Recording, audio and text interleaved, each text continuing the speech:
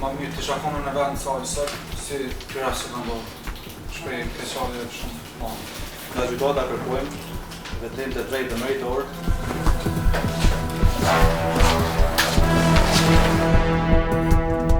Në fejnë magistralën Prishtinë fejnë në fshatin Gjysh, nga pavojësia shke ligji mbi trafikun publik dhe shkakton vdekjen e viktimës Zana Gjebukaj.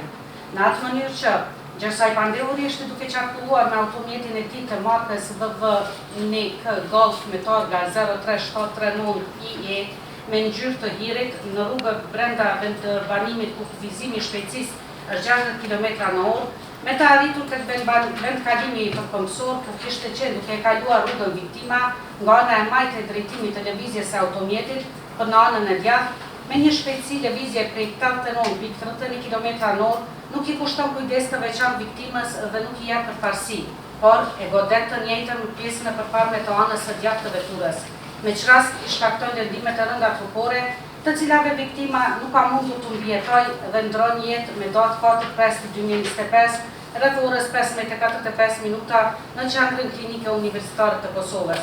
Me qka ka kry veprën penale rrezikimi trafikut publik nga neni 370 paragrafin 9, lidhur me paragrafin 6 dhe 9 dhe paragrafin 9 të kodit penal të Republikës së Kosovës.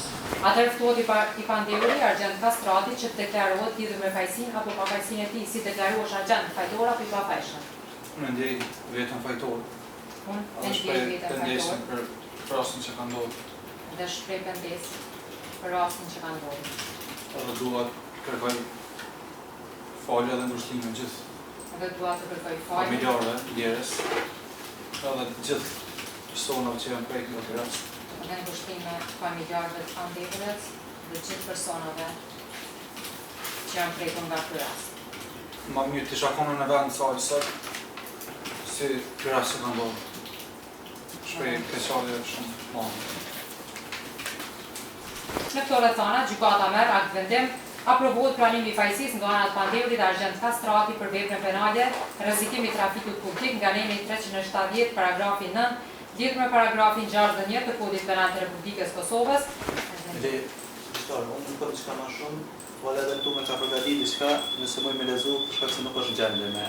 Sa i përket asaj që nuk pranoi kërkim faljen, qëndron plotësisht dhe përkundër që mund të kishte sado pak hapësirë për komunikim ndër një dy familjeve, përse ato janë shuar nga një moment që krye familjari, njëherë babait Pandeurit, publikon në rrjetin social Facebook faktin se është bërë gjysh dhe krejt kjo vetëm pak ditë pasi zona mbledhjet.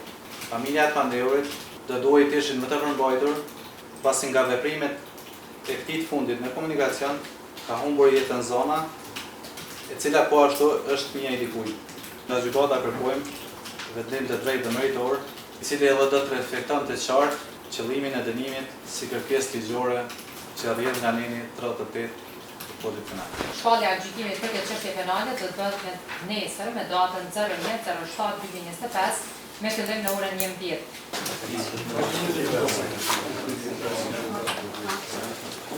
Falë, vishë më shku.